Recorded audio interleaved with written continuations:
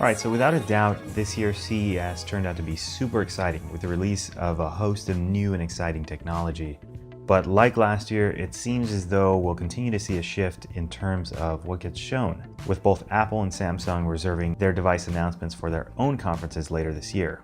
Of course, there is still Mobile World Congress just around the corner, so we shouldn't have to wait too long to see something exciting in the mobile tech space.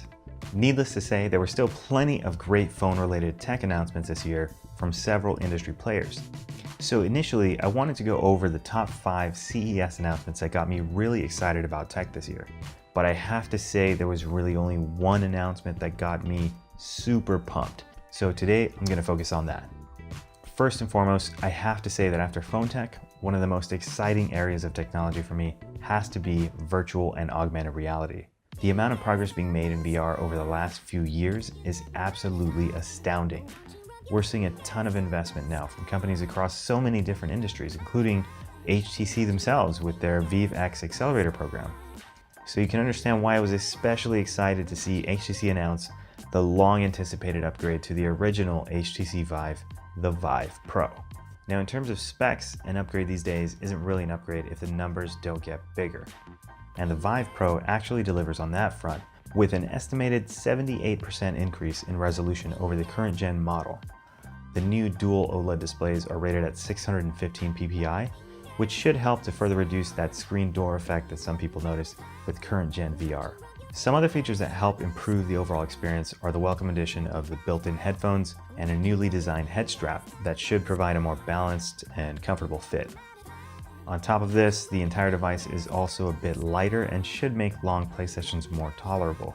Another notable difference that's easy to catch is the addition of another camera module on the front of the headset.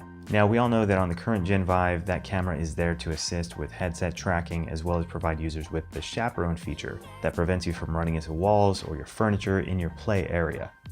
So it was interesting to find out that the reps on the show floor were told not to talk about the potential functionality of this camera array, but that they would be fully explained at a later date.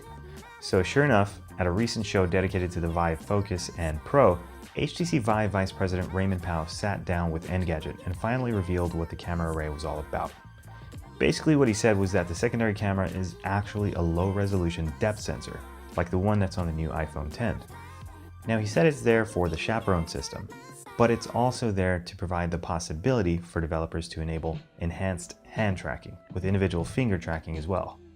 He goes on to state that the new sensor should help provide developers with a lot of possibilities with regards to gameplay, and that HTC will be offering a dev kit for it soon. Also, HTC couldn't announce a new VR headset this year without addressing what is probably one of the biggest drawbacks to current gen VR tech, and that's the wires. Although there are solutions currently out in the wild being produced by other companies, HTC has been quietly working on their own version of that solution. They decided to announce a new wireless adapter that sits on top of the headset and eliminates all the wires that would normally run to your desktop PC. Now, the device itself is still in its final stages of development, but it is said to be using Intel's WiGig technology. This is basically using the 802.11d wireless connectivity standard, which is operating at 60 Hz. So in terms of throughput, you're going to be able to stream quite a bit of data from your PC to the headset over a max distance of around 15 feet, which should be fine for even the biggest play areas. I wouldn't be surprised to see some sort of wireless repeaters being developed alongside this adapter to allow for extended range as well. Some final notes on the Vive Pro and wireless adapter: they will both be compatible with older hardware, and apparently HTC is also working on some newer, more ergonomic controllers for the system as well. Prices of both the devices are yet to be announced, but you can bet that it won't be cheap for a full Vive Pro kit and the wireless adapter. Release should be slated for somewhere around Q3, Q4 of this year.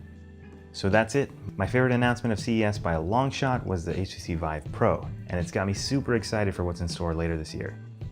That's it for me today, guys. I hope you liked the video, and if you did, give me a thumbs up. If you didn't, let me know why so I can make my videos much better.